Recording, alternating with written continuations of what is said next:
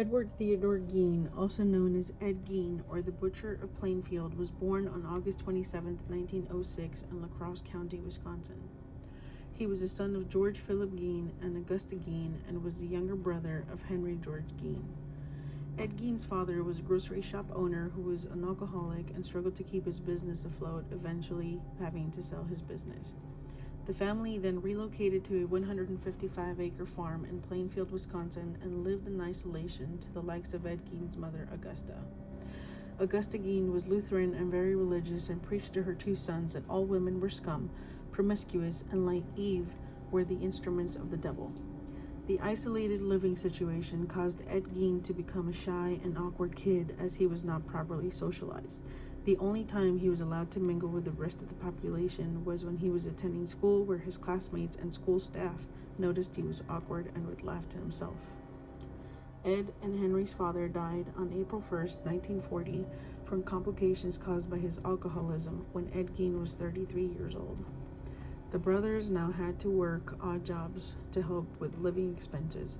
During this time, Ed Gein's brother, Henry, began dating and fell in love with a woman who had 2 children and planned to move in with her. However, on May 16, 1944, Henry's body would be found lying face down on the 155-acre farm.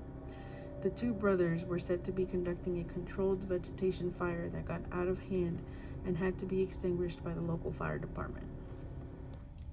Henry's death has been widely suspected to be a homicide committed by Ed Gein, as his corpse showed evidence of decomposition and had bruising on his head. However, there was no autopsy performed or investigation conducted. Prior to his death, Henry expressed worry towards his younger brother and his attachment to their mother. Augusta would die on December 29, 1945, leaving 39-year-old Ed Gein all alone. Ed Gein began boarding up rooms frequented by his mother, preserving those rooms in pristine condition as if they were shrines, while the rest of the home became squalid. During this time, Ed Gein became interested in reading about cannibalism and Nazi-related material. On November 16, 1957, a woman by the name of Bernice Worden went missing from her hardware store. Her son, Frank Worden, who was a sheriff, discovered her store's cash register open and blood on the floor. Ed Gein was the last person to make a purchase at the store, evidenced by the last receipt written by Bernice Worden. Ed Gein was arrested that same day and a search was conducted at the Gein farm. Bernice Worden's decapitated and mutilated body was found in a shed on the Gein farm, hanging upside down by her legs with her wrists bound together. Along with the discovery of her body were skulls, bones, and other items made from human flesh found inside the Gein home. The human remains came from 2 confirmed murders, which were Mary Hogan and Bernice Worden, 7 suspected murders, and 9 corpses he mutilated once he obtained them from graves he desecrated. On November 21, 1957, Gein was arraigned on 1 count of first-degree murder and pleaded not guilty by reason of insanity. Ed Gein was diagnosed with schizophrenia, deeming him unfit for trial, and was sent to various psychiatric hospitals.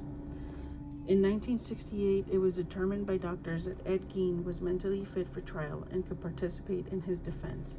The presiding judge in the 1968 trial found Ed Gein guilty of killing Bernice Worden, but was considered legally insane and was committed to a psychiatric hospital for the criminally insane. Ed Gein died at the age of 77 on July 26, 1984, from complications due to lung cancer.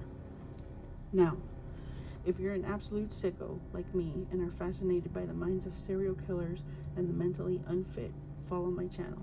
No promises, but I'll do my best to upload once a week, as I'm a 9-to-5er like the rest of you quacks.